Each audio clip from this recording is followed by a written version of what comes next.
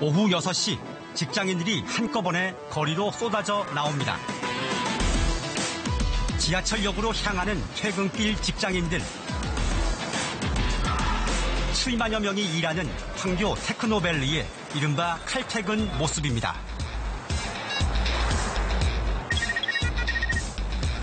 밤 9시 어느덧 판교 거리에 인적과 차량이 뜸해졌습니다. 군데군데 일하는 사무실도 보이지만 심야까지 부야성을 이루던 판교의 야근 풍경은 거의 사라졌습니다. 주 52시간 때문에 손님이 많이 줄었어요. 그전에는 야구분들도 많이 오셨죠. 막 새벽 2시까지는 손님 있었죠. 새벽 2시까지. 직장인들의 출퇴근 시간이 주 52시간제로 크게 달라지고 있습니다.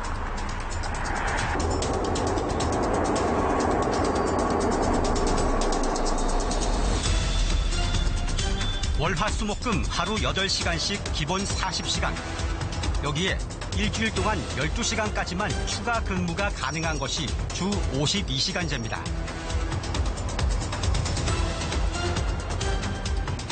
(2년) 전부터 단계적으로 도입된 주 52시간제. 대기업은 이미 정착 단계입니다. 하지만 52시간제에 허점이 있다는 불만도 터져 나옵니다. 시간이 52시간 넘으면 팀장이 그걸 삭제합니다. 그런 식으로 하기 때문에 결국은 제가 일한 만큼 그만큼 더 보상을 받지도 못하고 휴가를 받지도 못하는 상황이고요. 주 52시간 할 것은 꼭 해야 되고 안 할 것은 조선이나 건설 현장은 꼭 주 52시간을 묶으면 안 된다고 저는 생각합니다. 현행 주 52시간제가 산업별 특성을 무시하고 있다는 반발입니다. 또 코로나19 사태로 일감이 늘어난 곳은 52시간제의 탄력적 운영이 필요한 상황입니다. 삐걱거리는 52시간제에 연초부터 몰아닥친 코로나19 사태까지 전례 없는 위기에 처한 중소기업들. 현장을 찾아갔습니다.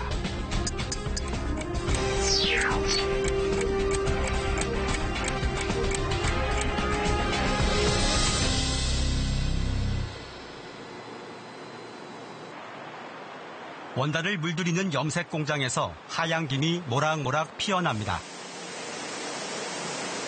옷감을 물에 담그고 높은 온도에서 끓이면 누렇던 색깔이 어느덧 하얗게 변합니다. 이 중소기업은 한 해 평균 2천만 달러, 우리 돈 240억 원어치의 염색 원단을 수출합니다.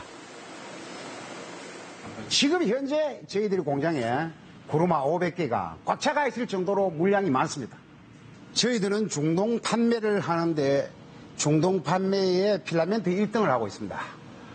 요거는 중국에서도 따라올 수 없는 아주 우리가 물건을 개발해가지고 아주 유효하게 잘 팔아먹고 있습니다.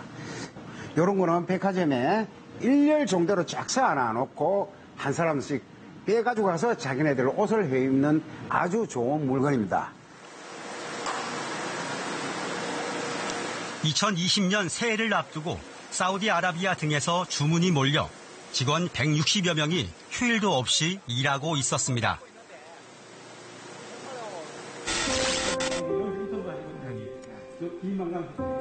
취재진은 5개월 만에 다시 이 공장을 찾아갔습니다. 마치 시간이 멈춘 듯 공장 가동이 완전히 중단된 상태였습니다. 코로나19 사태로 중동 수출이 막히면서 벌써 2달째 휴업이 이어지고 있습니다. 하얀 염색 원단이 가득하던 수레 500대는 이제 텅 비어 있습니다. 얼마나 답답하겠습니까? 밤에 자다 깜짝깜짝 놀라요. 일하나 이거 일을 해야 되는데 공장이 안 돌아가는데 내가 뭐 딴 거 한 데를 무슨 소용이 있겠습니까? 밤에 자다가 참 하루에 참 3시간도 못 자. 깜빡깜빡 일 나오고 깜짝깜짝 놀랍니다. 하반기에 수출길이 다시 열리기를 기대하며 하루하루 버티지만 공장 가동이 멈춰도 계속 내야 하는 부담금 등 비용이 큰 숙제입니다. 규제도 마찬가지입니다. 우리가 공장이 있었다 해가지고 뭐 보이라 검사니 기계 검사니 다 받아야 되니까 그 다음에 저 환경보험 그것도 또 내야 돼. 우리는 뭐 공장이 안 돌아가도 그건 내야 돼. 그런 상황이다 보니까 의외로 나가는 돈이 엄청나게 많이 나가. 그러다 보니까 공장은 안 돌아가도 계속 적자만 나는 거죠. 예기치 않은 날벼락 같은 상황에 업체 대표의 마음도 타들어갑니다. 무역에서 돈이 안 들어오니까 가공료를 못 받으니까 매일 돈 벌러 다니는 게 일이라. 내 자신도 마찬가지입니다만은 야 이래갖고는 안 된다. 참 어렵다. 이거는 정부에서 정책적으로 좀 풀어줘야 됩니다. 안 풀어주면은 전부 다 흑자부도 다 납니다. 이 큰 공장 한번 가보세요. 이 큰 공장이 조용하잖아요. 한 번도 못 돌려보고 이래가 있으니까 얼마나 답답합니까? 우리만 죽는 게 아니고 종업원들 다 죽어. 종업원 다 죽습니다. 이 위기를 넘기 위해서는 정부의 각종 금융 지원이 마지막 희망이라고 호소합니다. 지금 상황이 얼마나 급박합니까? 돈이 그만큼 돌아갈 돈이 없습니다.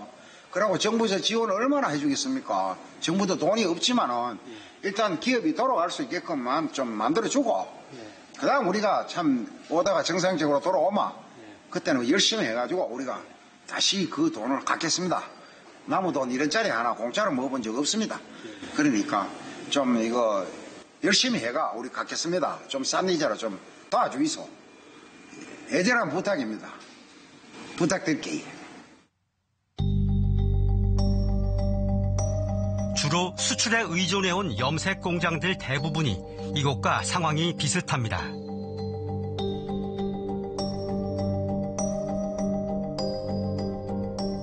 고용인원 만여 명, 매출 연 1조 원의 대구 염색산업. 코로나19 여파로 버티느냐 쓰러지느냐 벼랑 끝에 섰습니다.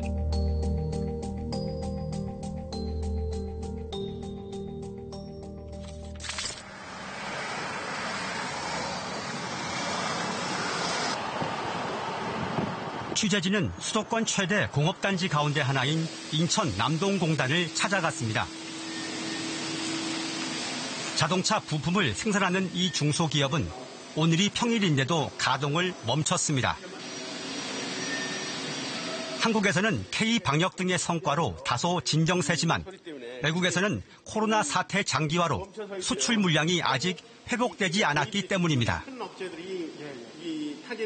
한 달에 8일 정도 일하고 있는데, 그러니까 우리 같은 경우는 더 힘든 게 수출이 많습니다. 수출이 70% 이상을 차지하다 보니까 지금 아시다시피 미국이나 브라질, 멕시코 이런 데가 전부 다 셧다운 됐고, 이제 지금 미국이 2달 넘어서 인제되고 있지 않습니까?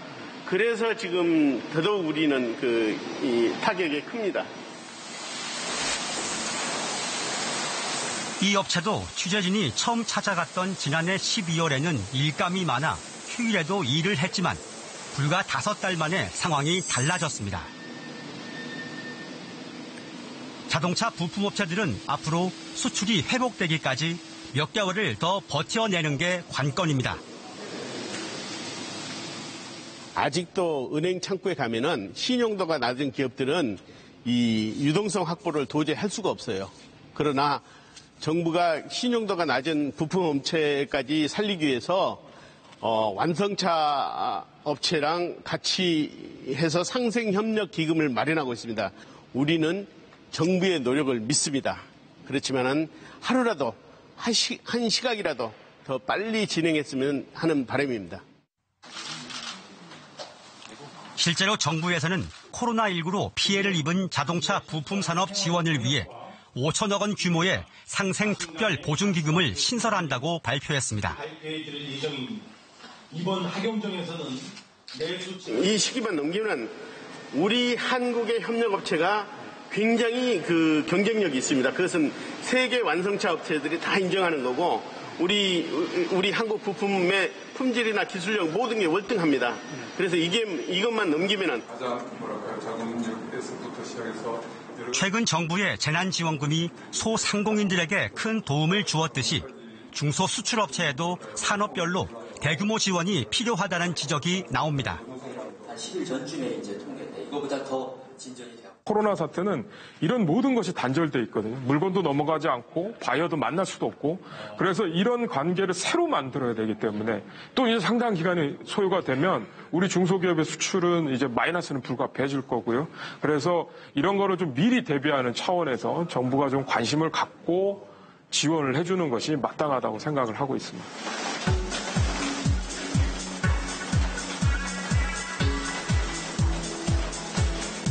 코로나19 사태는 상당수 중소기업들을 벼랑 끝으로 내몰고 있지만 일감이 줄어들기만 한 것은 아닙니다.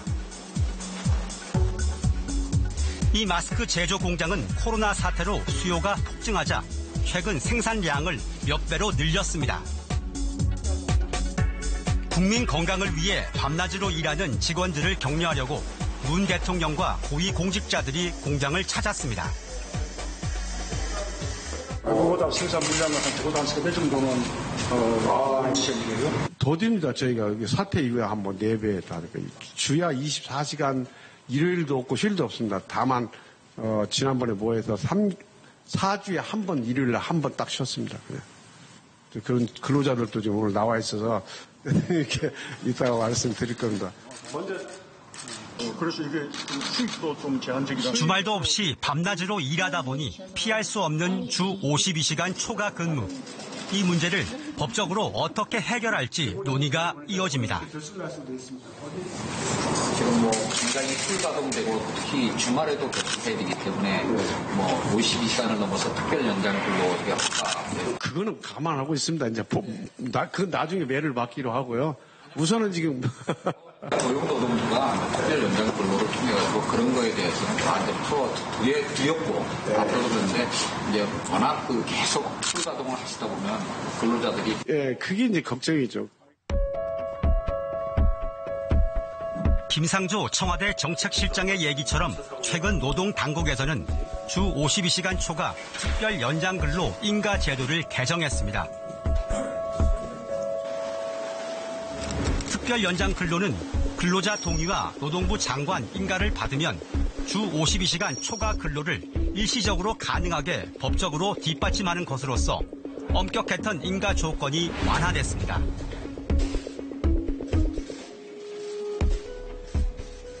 그동안 재난의 수습이나 예방 이렇게 특별 연장 근로가 한정돼서 운영됐었는데요. 이 사유를 좀 확대를 해서 예를 들면 업무량 급증이나 기계 고장 등 그런 사유가 있을 때에도 특별 연장 근로를 인가할 수 있도록 그렇게 사유를 확대를 했습니다.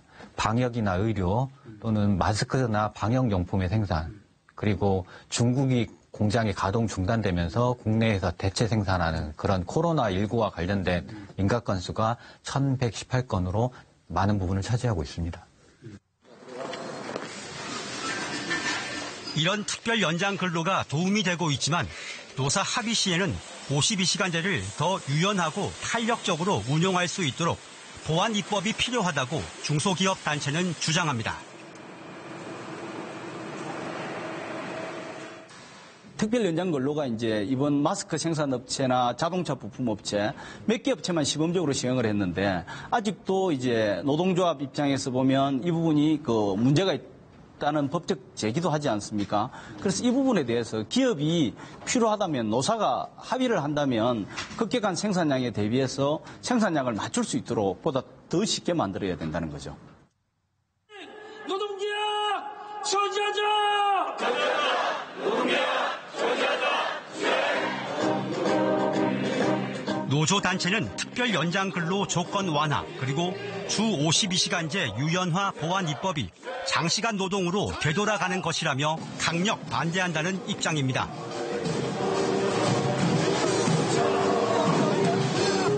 생명 안전의 문제라든지 요즘 코로나라든지 자연재난이라든지 이런 부분은 저희들 원래부터 특별한 사정이기 때문에 허용이 돼야 되는 건 맞는데 이게 일반적 상황까지 해서는 안 되는데 이 부분이 좀 우려스럽고요. 경총이나 사업주 단체들은 이걸 뭐 정부의 인가 기준이 더 까다롭다. 오히려 다 풀어라. 지금 이렇게까지 하고 있어서 좀 우려스럽고요. 근로제 3개월, 6개월 이거 기간 연장 때문에 약간 좀 지금. 아울러 중소기업의 미래지향적 발전을 위해서도 장시간 노동으로 다시 후퇴할 수는 없다고 강조합니다. 중소기업들이 가장 어려운 게 인력이 안 들어온다는 거 아닙니까? 젊은이들이, 청년들이 없다. 그거를 해소하는 방법이 또 노동시간을 연장하는 방식이 돼서는 악순환이죠. 이 청년들이 노동 조건이 좋잖아요.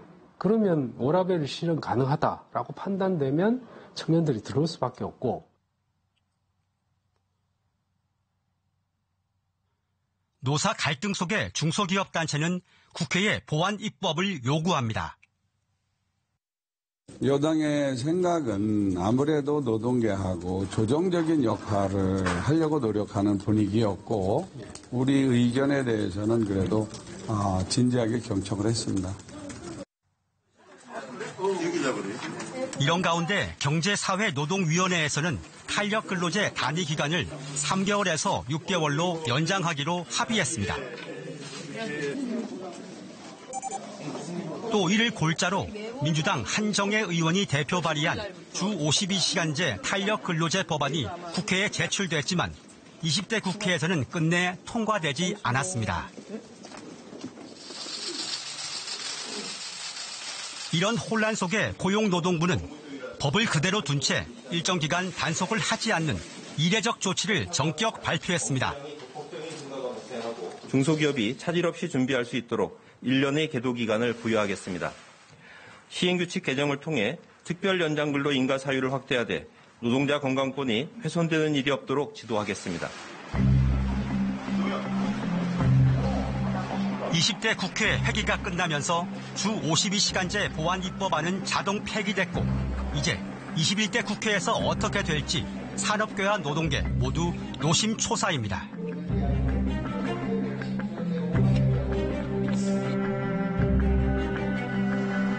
주 52시간제에 어떤 문제가 있길래 이 같은 혼돈이 벌어지는 걸까요?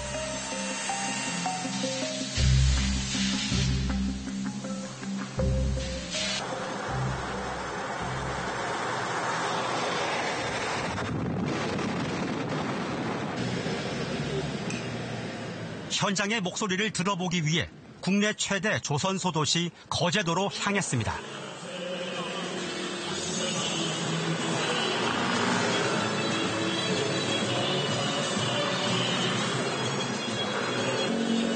지금 시각은 오후 5시. 10,000명이 넘는 조선소 직원들이 한꺼번에 정문으로 퇴근합니다.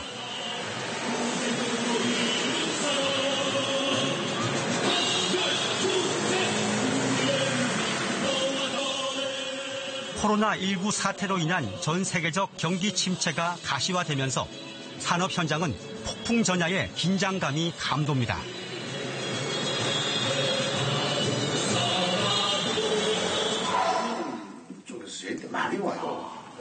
취재진은 대기업 조선소, 중소협력업체 대표들이 코로나19 대책 회의를 하는 곳을 찾아갔습니다. 수주가 지금 안 되고 있는 것도 있고 되려고 한 것도 안 되고 이미 수주가 돼서 생산을 하고 있는 것도 선주는 빨리 안 가져가고 싶으니까 대리발이 날짜를 뒤로 좀 빼주라. 갖고 와봤더니 물량이 없으니까 뭐 정박해야 되니까 우리는 접어가 올 수밖에 없고. 만약에 그래야 되면 지금 하반기에 저희들 실업자가요. 제가 볼 때는 3,400 이상이 또 나올 것 같아요. 네. 그렇죠. 저희들이 뭐 한 3만 명 가까이 근무하다가 지금 17,000명 정도 수준인데 반 가까이가 정리된데도 불구하고 조선소, 중소협력업체들은 코로나19 위기를 극복하기 위해 정부의 지원과 규제 완화를 호소했습니다. 52시간이나 최저임금이나 코로나나 이런 게 막 세 가지가 2, 3년 동안에 막 복합이 되다 보니까 대표들이 막 자포자기하는 것 같아요. 그래서 이럴 때 정부가 실업급여 연장하는 것보다는 진짜 아픈 중소기업을 찾아가서 좀 지원해 줄 수 있게끔 실업자가 더 이상 안 나오게끔 해주는 게 묘약이지.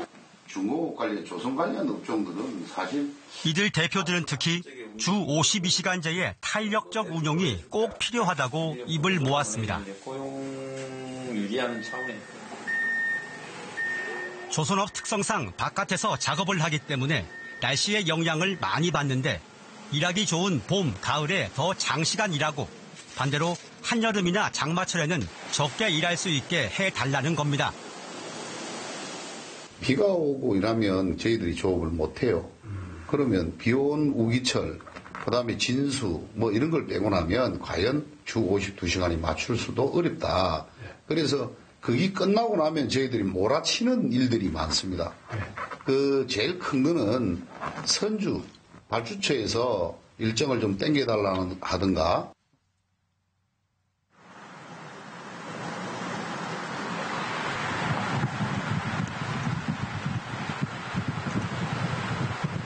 또 다른 대형 조선소가 있는 울산의 상황은 어떨까? 취재진이 만난 한 조선소 중소협력업체 대표는 임금이 삭감되는 현장 직원들의 반발이 걱정이라고 합니다. 후배들이 형님 주 50시간 반대하면 확실히 좀 해주십시오. 와 이러면 저희들 봉급이 80, 100 이래 다 까여가지고 엉망입니다. 주 52시간이 직영이 먼저 시작이 되었습니다. 직영이 먼저 지난 7월 1일부터 시작이 됐기 때문에 그 친구들이 봉급이 50만 원에서 150만 원 정도 깎였습니다. 협력업체 지금 현재는 한 64시간 이상을 다 하고 있고 그 계산되면은 결국은 그 봉급이 한 80에서 120 정도 줄어든다고 보면 됩니다. 예. 내근 사무직과는 달리 현장의 생산직 노동자들의 주 52시간제는 임금 감소로 이어지는 게 현실이라고 이 씨는 얘기합니다. 공무원들은 봉급이 안 깎였다면 행정공무원들은 물론 모르겠습니다. 저 위에 정책하는 사람들 봉급 안 깎였을 겁니다. 그거. 예, 좀 좋잖아요. 8시, 9시 출근 다시 퇴근하니까 정시간만 하니까 봉급도 안 깎이고 좋잖아요. 우리는 뭡니까? 현장은 그게 아닙니다. 일을 해야 돈을 주잖아요. 일을 해야. 그 일을 안 하는데 어떻게 돈을 주겠습니까? 잔업을 해야.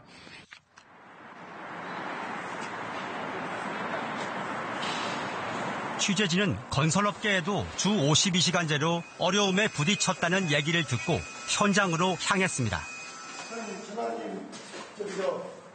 아파트 공사장에서 콘크리트 타설 작업을 하는 이 업체는 당일 날씨 때문에 일을 제대로 못하고 있었습니다. 어제도 비가 왔고요. 오늘도 비가 와서 어제도 일을 못했고요. 건설 현장 공기상으로 저희들이 날씨의 영향을 많이 받아가지고 바짝 작업을 해줘야 되는데 저희들이 그런 근로자들이 52시간에 걸리다 보니까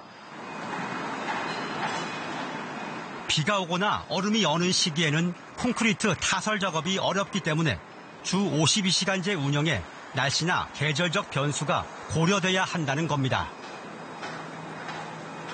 건설공사는 동절기, 우기, 혹서기에는 작업이 불가능하거나 제한적으로 오늘처럼 연간 집중 작업 가능 기간은 6개월 정도에 불과합니다.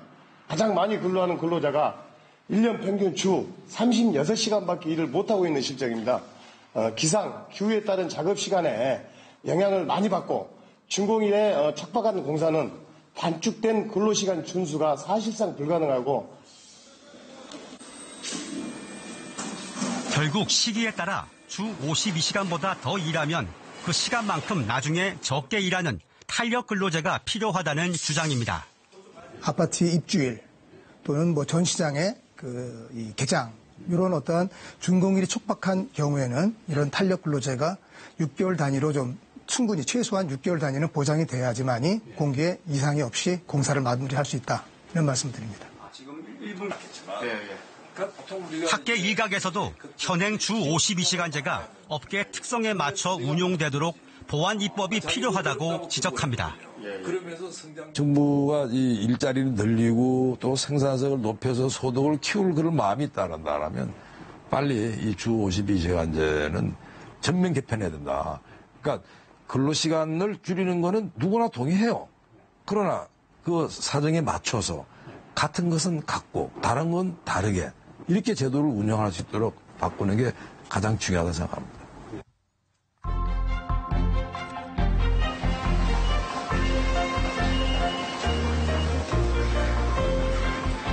노동시간 단축으로 인한 여러 문제는 이웃 일본에서도 상황이 비슷했습니다. 하지만 이 문제를 해결하기 위해 일본 정부가 최근 단행한 노동시간 단축 정책은 한국과 달랐습니다.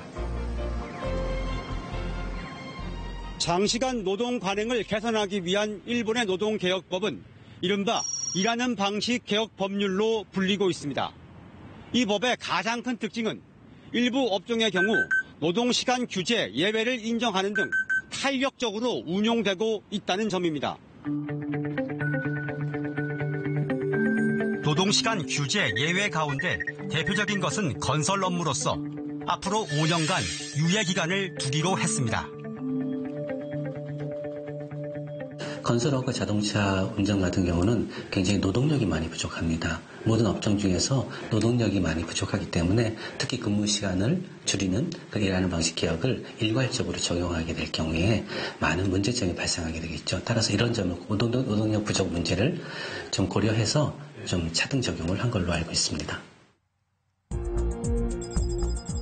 일본은 또 초과 노동 시간 제한을 원칙적으로 월 45시간 이하, 연 360시간 이하로 정했습니다. 일주일 단위로 환산하면 약 51.3시간으로서 한국의 주 52시간과 거의 비슷합니다. 하지만 노사 합의로 협정을 맺으면 추가로 더 일하는 것이 일본은 가능합니다. パターンがいくつもあるんですけど、1ヶ月の上限が100時間未満。から2ヶ月から6ヶ月までの各月間の平均80時間以内っていうようなものです。年間で時間外だけで720時間。 다시 말해 노사 자율협정 시에는 일주일 단위로 환산해 60시간에서 65시간 정도 일하는 게 가능하다는 얘기입니다. 특히 논란이 된 것은 신기술, 신제품 등 연구개발 업무였는데 이것은 노동시간 단축 규제 대상에서 예외로 인정했습니다. 国際競争の中で日本企業が生き残るためにはやはりその商品の価値でそこの源泉はやはり研究開発ということになりますのでそのところでは労使共通して研究開発業務というのは非常に大事だなっていうのが多分コンセンサスだと思うんですね。 이 같은 노동시간 단축 예외 조치와 탄력, 유연 근무 도입은 노동단체의 반발에 부딪히기도 했습니다.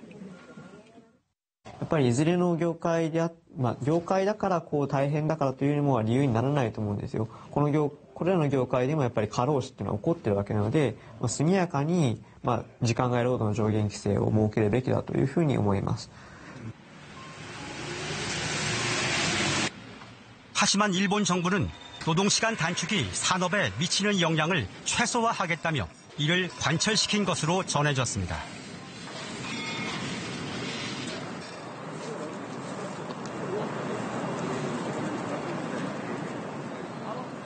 그럼 한국의 연구개발 분야는 어떨까요? 취재진은 20여 년 전 벤처기업으로 시작해 현재 중견기업으로 성장한 업체를 방문했습니다. 반도체 장비를 연구 개발하는 이 업체는 연구원 비율이 60%인데 이들의 근무 시간도 최근 달라졌습니다. 그 전에는 평균 55시간 정도를 일을 했었어요. 근데 이제 그게 시행되고 나서 52시간 이하로 무조건 줄여 일을 해보자라고 해서 지금 일을 했는데 거의 평균 45시간에서 44시간 정도 일을 하고 있거든요.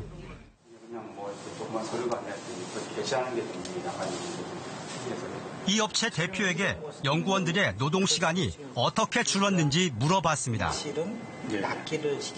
우리 회사 같은 경우는 일주일에 4일 연구하는 사람, 4.5일 연구하는 사람, 5일 연구하는 사람 이게 그 3분의 1씩 나눠서 일을 하고 있어요. 저희도 이제 정부가 52시간을 지키라고 하니까 그 52시간의 제도를 규제로 고통을 받을 거냐, 혁신의 동력을 만들 거냐가 중요하죠.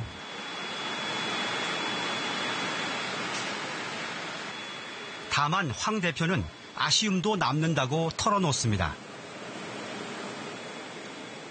고도의 지식기반 산업시대의 연구자에게는 일하는 자율성이 더 필요하지 않느냐는 의견입니다. 이런 시대에서는 일과 노동을 명확하게 구분해야 된다. 노동은 육체를 중심으로 하는 그 결과를 만들어내는 거고, 일은 지식에 오감을 집어넣어서 새로운 가치를 창출하게 돼요. 일을 통해서 재미를 느끼고 즐거움을 느끼고 새로운 가치를 창출하는 사람들한테는 굳이 52시간을 꼭 정해져야 될 필요가 있겠느냐, 그런 생각이 듭니다. 이런 분위기 속에 노동부는 연구개발 분야도 장관 허가를 받으면 추가 근무가 가능하도록 최근 시행 규칙을 개정했습니다.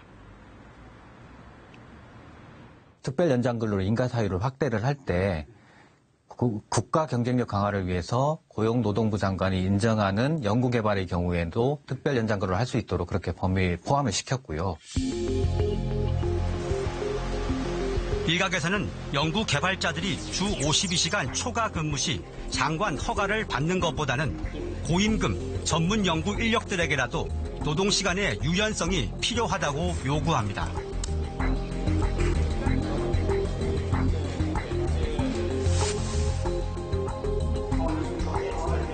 소프트웨어를 연구 개발하는 이 IT 업체는 특히 현행 주 52시간제가 임금 격차를 감안하지 않고 경직돼 있다며 불만을 토로합니다.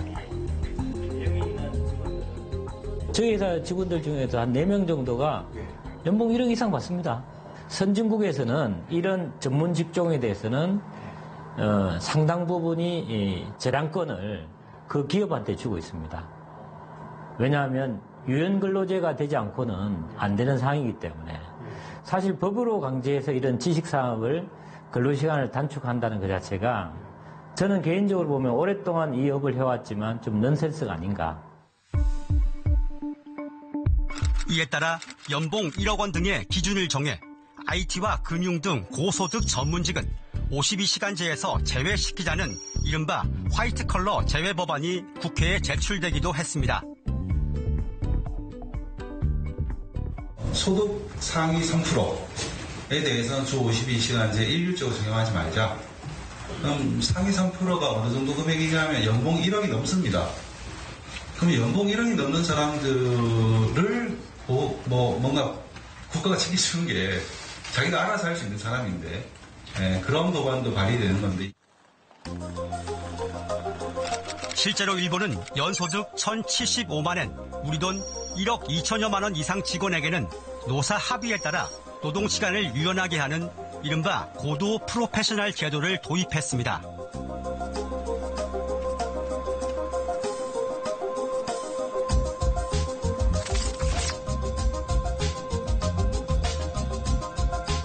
이런 분위기 속에서 최근 한국에서도 고임금 전문직에 이와 유사한 재량근로제가 도입됐습니다. 재량근로제는 노동시간 내에서 직원이 자율적으로 일할 시간을 정하는 제도로 회사 측은 노동시간보다 실제 업무 성과를 중시합니다. 따라서 직원들은 스스로 성과를 내기 위해 52시간보다 더 많이 일하기도 합니다. 재량근로제는 원래 이곳 여의도에 많은 증권사나 금융투자회사 펀드 매니저와 같이 고소득 전문직에 어울리는 제도입니다. 하지만 최근 일부 게임업체에서 이 재량근로제를 남용하고 있다는 의혹이 제기됐습니다. 취재진은 한 게임업체 직원을 만나 현재 주 52시간제와 재량근로제가 어떤 상황인지 물어봤습니다. 야근을 못하게 한다라는 거는 이제 말로는 사실 이제 대외적으로는 그렇게 합니다. 지금 뭐 퇴근 시간 시간 됐으니까 퇴근을 해라. 하지만 업무는 남아있죠. 실제로도 업데이트라든가 이제 진행하는 일을 보면은 그렇게 할 수가 없어요. 그럼 결국은 나는 퇴근을 하라고 했다. 너가 왜 남아서 한 것이다. 이런 식으로 밖에 되지가 않아요. 그렇다고 해서 퇴근을 한다. 그러면은 결국 업무가 밀리고. 야근을 못하기는 하지만 일이 많아서 지킬 수 없다는 얘기. 더 큰 문제는 52시간을 넘게 일해도 기록에 남지 않는 것이라고 말합니다. 시간의 근무 시간을 별도로 기록을 하는데 이게 구글 드라이브를 사용해요. 그러면은 단순히 내가 입력한 것뿐만 아니라 거기에 문서에 접근이 가능한 인원 누구나 수정이 가능합니다. 그래서 만약 본인이 작성한 시간이 52시간 넘으면 팀장이 그걸 삭제합니다.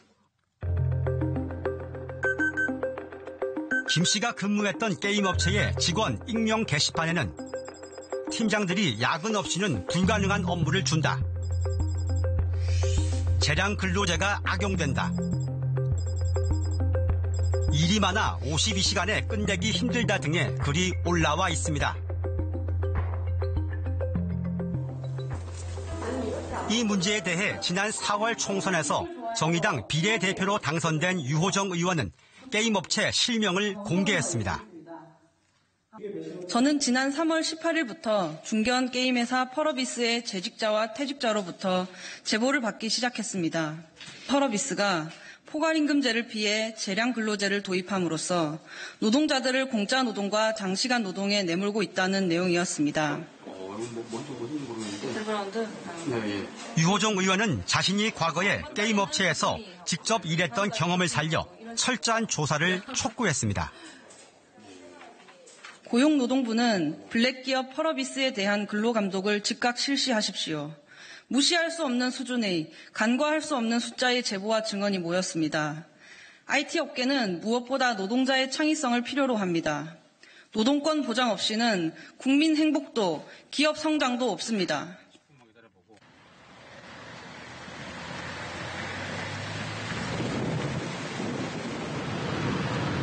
취재진은 펄어비스의 입장을 듣기 위해 본사에 찾아갔지만 회사 측에서는 관련 설명과 인터뷰를 거부했습니다.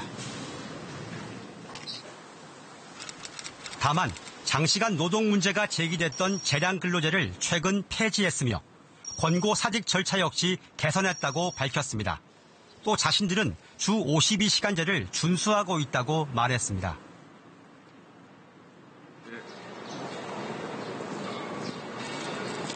이를 확인하기 위해 취재진은 지역 고용노동부에 찾아갔습니다. 담당 근로감독관은 지난해 조사는 서류 위주로 했다고 밝혔습니다. 감독을 효율적으로 하기 위해서 첫 번째로 서면 감독을 실시하고 서면 감독 시 문제가 발생된다면 2차적인 심화적인 감독을 합니다. 펄어비스의 경우에는 1차 서면 감독 시 문제점이 발견되지 않았기 때문에 다만 정확한 근무 시간 기록을 파악하기 위해 조만간 추가 조사를 하겠다는 방침입니다. 하나는 공짜 노동이고 하나는 재량 근로제 남용입니다. 이 부분에 대해서 의혹이 제기된 만큼 그 두 가지 사안을 포렌식 기법 등을 동원해서 철저히 규명하고 위반 사항이 발견된 경우에는 의법 조치하도록 하겠습니다. 현행 근로기준법상 주 52시간제 위반은 업체 대표가 2년 이하의 징역 또는 2천만 원 이하의 벌금형이라는 형사처벌을 받습니다. 이 때문에 근무 시간이 52시간 이상은 아예 입력되지 않도록 전산 시스템을 만드는 업체도 있다고 합니다. IT 게임 업계의 전반적인 분위기를 말씀드리자면 주 52시간 상한제가 도입되면서 출퇴근 시간 기록을 하게 해놓고 있습니다. 전산 장치로서. 근데 주 52시간제 상한이 넘어가게 되는 순간에는 초과 노동을 하더라도 그 초과 노동이 기록에 남지 않게 만들어버리는 거죠. 그러면 지금 내가 더 일을 하고 있음에도 불구하고 그 일한 시간만큼의 임금을 받지 못하는 상황이 발생되고 있는 겁니다. 주 52시간제가 운영 과정에서 오히려 공짜 노동을 유발시킨다는 예기치 않은 허점이 드러난 겁니다. 52시간제에 의도치 않았던 부작용은 저소득층 노동자들에게도 예고됐습니다. 배달보험료 현실화하라! 현실화하라! 현실화하라! 강남 거리를 행진하는 오토바이 50여 대. 원래 오토바이 배달 개인 사업자로 시작한 이들은 최근 플랫폼 노동자로서의 지위를 당국으로부터 인정받았습니다. 라이더 유니온이라는 노조를 합법적으로 만들고 사실상 고용주라고 할 수 있는 플랫폼 기업 측에 배달료 인상과 처우 개선 등을 촉구하고 나섰습니다. 기본 배달료가 2,300원입니다. 그렇게 건당을 4개 해봐야 9,200원이고 거기에 실질적으로 제가 나가는 제한은 공제되는 비용을 다 빼면 지금 2020년 최저임금이 8,590원에 한참 못 미치는 금액입니다. 조금은 미약하지만은 이른바 라이더, 즉 배달 노동자들은 현재 수준의 배달료로는 최소한의 생활비조차 벌기 어렵다고 얘기합니다. 한 달에 저 같은 경우 200도 못 버는데 일하는 근무 시간은 하루 10시간에서 12시간 근무를 하고 최소 주 6일 정도 일을 해야 그 돈이 나옵니다. 주 6일에 10시간 넘게 근무하고 200도 못 가져가는 게 정말 많이 버는 그런 고소득입니까? 전업 라이더의 경우 일주일에 보통 60시간을 초과해서 일해야 최소한의 생계비를 벌 수 있다는 얘기입니다. 그런데 최근 배달 플랫폼 업체에서 주 52시간제 등 시대 변화에 발맞추고 또 라이더들의 건강권을 배려해 노동시간을 60시간 이하로 줄이기로 했습니다. 배달의 민족 같은 경우는 라이더 주당 일하는 시간을 제한한다고 해요, 앞으로. 네. 소문이 아니고 발표를 했습니다. 적게 일해 좋다는 라이더도 있겠지만 형편이 어려운 사람들은 입장이 미묘하게 다릅니다. 라이더가 과도한 노동을 하지 말라고 생각해준다고 그런 표현을 쓰면서 그런 정책을 한다는데 오죽하면 라이더들이 그 정책에 반대를 하겠습니까? 주 60시간이면 어마어마한 노동시간 아닙니까? 그걸 대부분의 라이더가 반대를 합니다. 그 정책을. 그 말은 대부분의 라이더가 주당 60시간 가지고 어떤 수입이 안 된다는 거죠. 네, 그걸 반증하는 거죠. 노동자를 위한 주 52시간제가 임금 감소로 이어진다는 역설. 이 문제는 주유소나 식당과 같은 저임금 노동자에게도 예고돼 있습니다. 내년 7월부터는 종업원이 5명 이상인 사업장은 모두 주 52시간제 적용을 받게 되는데 이에 따라 노동시간이 줄어드는 이들의 월급도 그만큼 줄어들게 됩니다. 지금 68시간 근무할 때에는 한 200만 원 좀 넘게 받아가시는 분들인데 52시간을 줄게 되면 한 30만 원가량 줄여서 한 107, 80 정도 받아갈 것 같습니다. 주유소나 식당의 저소득 노동자들 가운데 주 52시간제를 반기지 않는 사람도 있는 이유입니다. 제 같은 사람들 일주일에 하루 쉬고 시간 8시간 하면 시간 많이 남아요. 근데 6시간이 특별하게 안 되잖아요. 금전적으로도 6시간이니까 돈이 따라줘야지 되는 거지. 안 되잖아요. 저는 별로 안 좋다고 생각해요. 52시간제가. 고용노동계 일각에서는 주 52시간제 속도 조절론을 거론하기도 합니다. 큰 방향은 맞습니다. 왜냐하면 사회 양극화라든가 장시간 근로가 우리나라 노동시장의 큰 문제이기 때문에 큰 방향은 맞는데 너무 단기간에 이제 아주 많은 의욕을 가지고 급격히 시행을 하고 예외 없이 전면 시행을 하다 보니까 상당히 많은 부작용이 있는 것 같아요.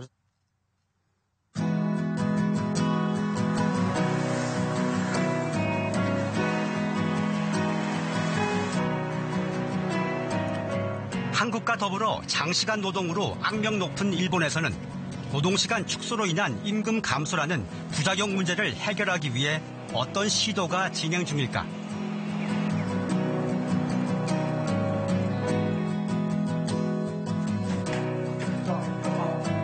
취재진은 도쿄의 한 중소기업 사무실에서 실마리를 찾았습니다. 직원이 20여 명인 온라인 보험 대리업체입니다. 이곳의 사무실 풍경은 여느 직장과는 조금 다릅니다.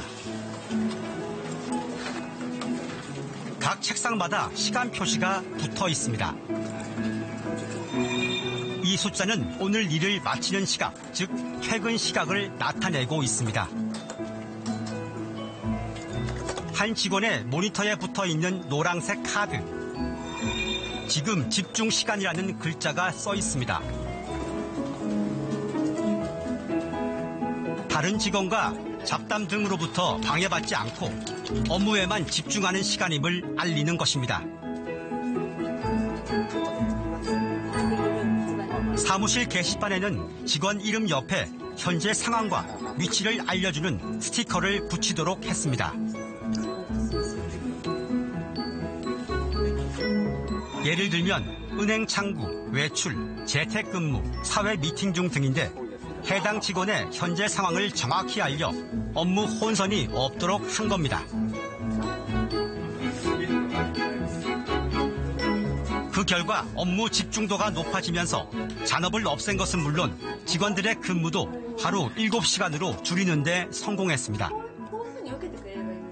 残業を減らす過程で単に時間を削るということではなくて、効率を改善していって無駄な時間を減らしていくということに取り組みましたので、結果やっている仕事量が減っているわけではないということで効率が上がりまして、数字もそれについてきてここ数年ずっと好調です。社員旅行で親睦も深まりました。 업무 효율화를 통해 근무 시간을 줄이면서도 급여 감소 등 부작용은 없기 때문에 직원들 사기도 높습니다. 本当に早く帰りなさい、帰るためにスケジュールを立てなさいっていう風になっていって、それで本当に最初は1日というかもう早くもう2時間ぐらいちょっと早く帰っただけなのに家族がものすごく喜んでくれまして。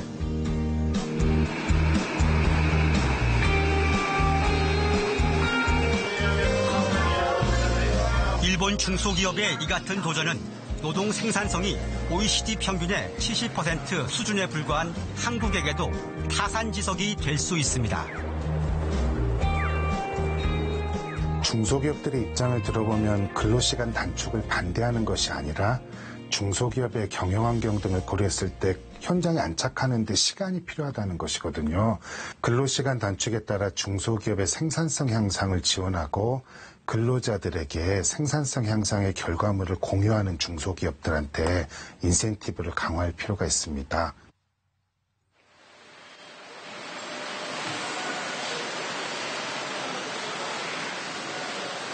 냉장고와 청소기 등 가전제품을 만드는 공장입니다. 이전에는 일주일에 3, 4일 정도 저녁 7시 30분까지 잔업이 있었습니다. 하지만 주 52시간제 도입 이후 오후 5시 정각부터 퇴근길 행렬이 길게 이어집니다.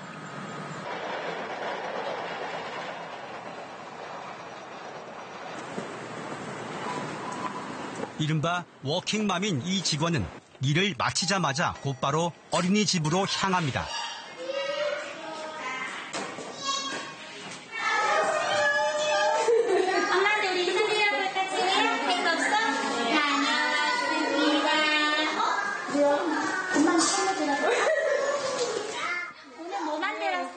이전에는 캄캄한 밤에 아이를 데리고 퇴근했지만 이제 환한 낮에 집에 갈 수가 있어 52시간제가 정말 기쁩니다.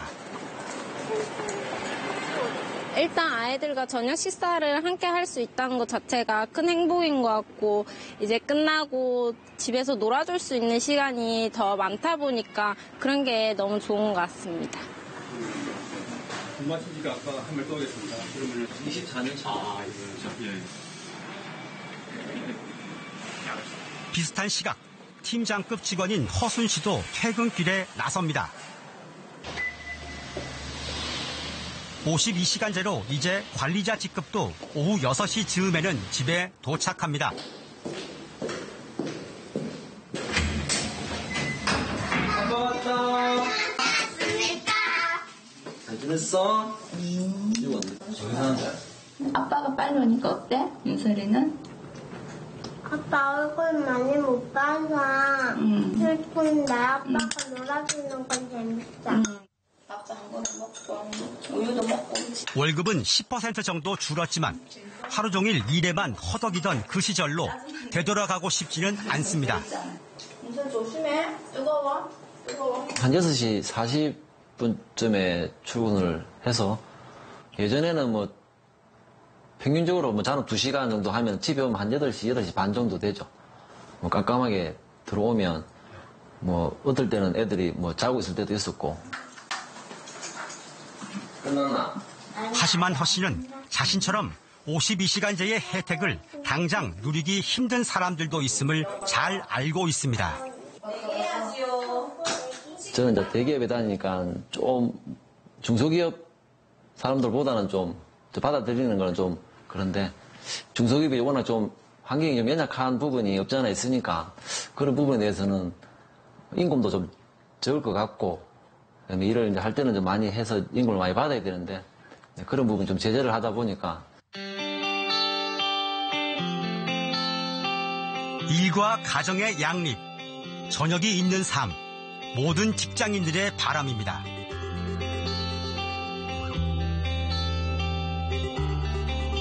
고질적인 장시간 노동을 벗어나기 위해서는 힘들어도 이 길을 포기할 수는 없습니다. 다가오는 4차 산업혁명과 비대면 문화의 확산은 전통적인 노동제도에도 근본적 변화가 필요하다는 목소리가 나옵니다. 이미 제조업체 종사자가 전체 취업자의 20%도 안 됩니다. 그렇다면 서비스 산업 시대에 맞는 주 52시간제를 우리가 빨리 마련해야 됩니다. 특히 포스트 코로나 시대에는 전보다 훨씬 더 유연한 근무 방식이 필요하기 때문에 현재 52시간제 가지고는 좀 견디기 힘들 것이다. 특히 전 세계를 덮치고 있는 코로나19라는 폭풍우 속에서